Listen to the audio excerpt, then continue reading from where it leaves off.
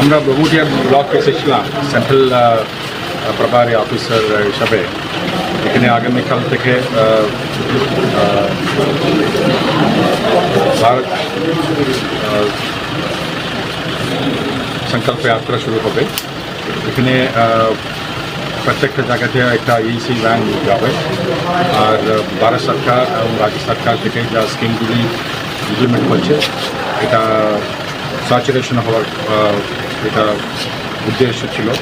এটা সফল করছে না কি দেখা হবে, আর যদি কোনো ত্রুটি যদি থাকে আর কোনো বেনিফিশিয়ারি যদি না পায় তাদেরকে চিহ্নিত করা হবে, আর পরে তাদেরকে এই স্কিম মাধ্যমে অন্তর্গত করা হবে।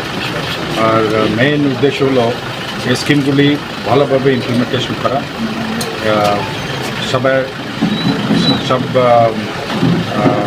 সবাইকে আমার সামিল করে ইলেক্টেড রিপ্রেজেন্টেটিভস, জনপ্রতিনিধিগণ আর সিটিজেন সবাইকে এর সঙ্গে যুক্ত করা আর স্কিমগুলি ভালোভাবে ইমপ্লিমেন্ট করা দেশের উন্নতি।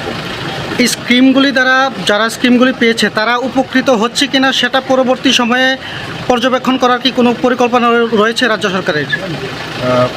সবাই এই স্কিমগুলি হলো সবকে যাওয়া, সবকে নেওয়া, আর ইতিমধ্যে যদি কেউ না পায় তাদেরকে করে আমরা রাজ্য সরকার থেকে দেওয়া হবে।